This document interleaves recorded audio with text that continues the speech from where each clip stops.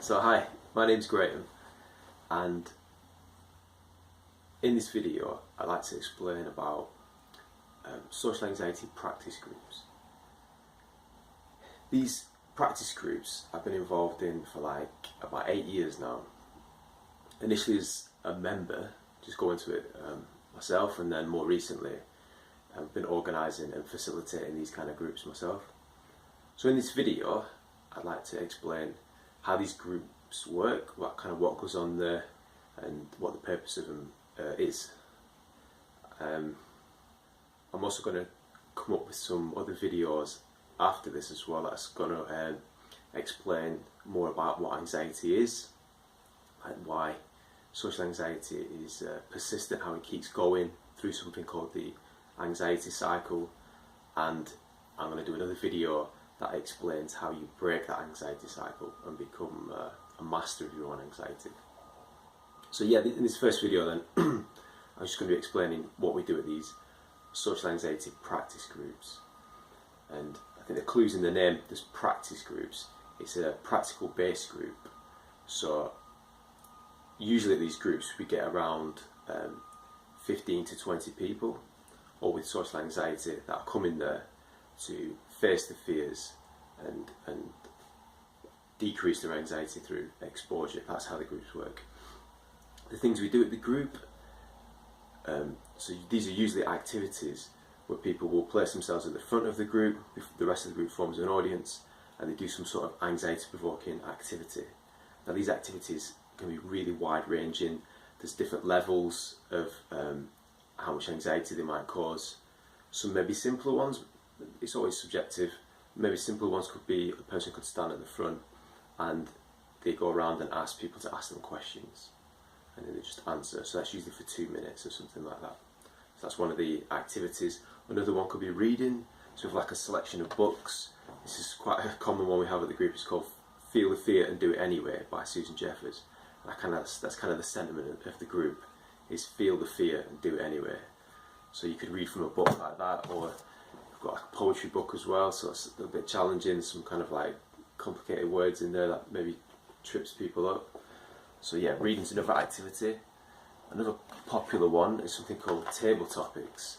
So within this we have lots of little bits of paper with phrases or some words on them, and you pick one at random. And again, at the front of the group with everyone looking at you, you read the statement. This one is, one day this amazing thing happened to me, I ... So then you have to improvise a speech around that phrase that you just picked out. So that's how that one works. There's so many other ones as well. It can be acting, so you could go up there, you can act individually or as a group, a few people going at the front. Storytelling again, where you go up as a group and you try and improvise some sort of story. Slightly more challenging ones, you could do singing. So we'll have encourage this kind of stuff like keep calm and karaoke. So I've got some song lyrics in here. Sometimes people get them up on the phone and just sing at the front for 2 minutes. So dancing as well, that's another one that people can do. So you can just stand at the front and dance in front of people.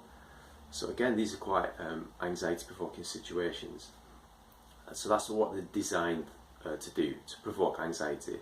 There's a nice wide range there that I just explained of different levels of how much anxiety they would provoke in the individual.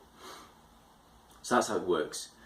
You go to the group, you identify something that you would find challenging because it's provoking anxiety. Then you go at the front, you perform that activity. It gives you an opportunity to learn how to manage your anxiety.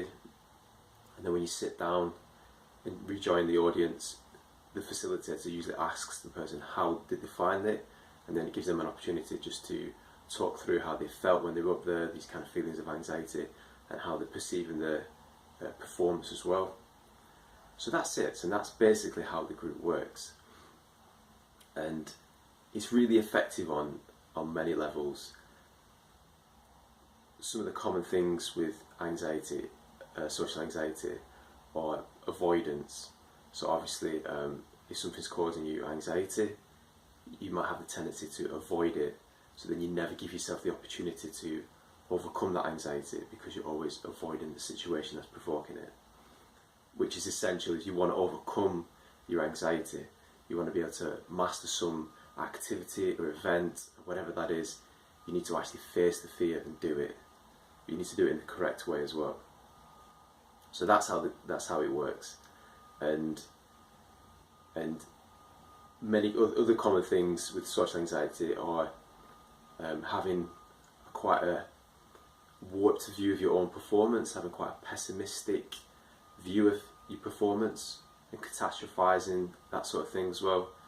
So usually what you find quite common at the group is that someone who will go up and do an activity and do a really good job of it, seem confident, seem quite fine, and then they'll sit down and rejoin the group, and when they're asked how it went, they'll usually start saying like, oh, that was awful, you know, my heart was beating, I was shaking, my voice was shaking, and saying all these things where everyone else in the audience is thinking, you seem really confident, but because they've gone up there and they've experienced such intense anxiety kind of symptoms, they felt like everyone else could see that because it was so intense, but quite often you can't see it. So it's quite interesting as the audience member, you start to realise that, wow, maybe I do that with my performance as well. I go up there, I do a good performance, but then when I sit down, I'm saying it was awful and I did a bad job, and you know, I look really terribly nervous and stuff like that. So yeah, you start understanding that that's another symptom of social anxiety, this kind of catastrophizing, negative self-evaluation of your performance. So you start learning that maybe to stop doing that as well, start challenging that negative kind of narrative that comes in your mind after you've performed something like that. So that's another key point of the group. So yeah, so that's how the process of how the group works. Sometimes you might hear a criticism at the group about how can these activities help me in the real world. You know, reading from a book or doing a table topic and improvised speech is all well and good, but how's this going to help me in my everyday life? I struggle in social situations or at work or whatever, you know, doing presentations and stuff like that. So how are these kind of like maybe artificial activities going to help me in my everyday life? The way they work, at least what I found, is that they get you used to get you into the habit of identifying something that you find challenging. Like for me personally, one I've been working on at the minute is dancing. I thought that seems really challenging to me, to stand at the front and have 15 to 20 people just watch me while I dance on my own. It's quite anxiety provoking, at least it was at first. But by repeatedly doing that and exposing myself to that situation over several times, the anxiety becomes less and less and less, and to the point now where I can dance for 2 minutes in front of people and I have a very small amount of anxiety, almost negligible, and if I keep doing it, even that will probably go as well. So it gets you used to this idea that something that initially seems very anxiety provoking and induces a lot of self-consciousness when you perform something like that, if you expose yourself to it in the correct manner as well, you can decrease your anxiety. So the same works in any anxiety provoking situation. Just repeated exposure in the correct way, and you can learn how to manage and deal with that situation without these symptoms of anxiety taking over and, you know, ruining your kind of life in a lot of ways. So yeah, when I say doing it in the correct manner as well, or doing these activities in the correct way, I'll explain this kind of thing later on in some of the other videos which I'm going to talk about, of how you break the anxiety cycle. So yeah, if you want to know how to do that, you can watch that video. So that's it then really. So again, like I said, I've been involved in these social anxiety practice groups for 8 years or so, and not only have I seen myself really get a good understanding of my anxiety and how it works, and I've learned how to approach situations that I find anxiety provoking and how to approach them the right way so I can be able to manage my anxiety. So it's given me a lot of freedom. I don't feel like anxiety controls my life quite the same. And another good point about the group, which I forgot to mention before, was that when you do have social anxiety, it can be quite isolating as well, and you might have this perception that you're looking around at everyone else in the world and you're thinking they're having a great time, you know, they're socialising, everyone's lives are great and they're enjoying it, and this is just me, I'm some sort of weirdo, I'm some sort of freak, how come I have all these really anxious feelings when I'm trying to socialise? So you can feel quite isolated and you feel quite like it's just you that are experiencing these feelings. But you come along to these groups and you see a big range of people and you think, wow, you know, these people are nice, normal people just getting on with life, but they have this similar experience that I'm having as well. So it gives you an understanding that you're not on your own. You know, it's not just you. There's lots of people that are experiencing these feelings of social anxiety, and you know, and there's a lot of optimism. You know, I've seen people go there that really do struggle with anxiety, and you know, they've grown and they can have much more fulfilling lives where they're in control of their anxiety rather than their anxiety controlling them. So yeah, it really is a good group to be part of. So that's it then. So that's how they work, and these groups are primarily based in Manchester at the moment, but hopefully they'll be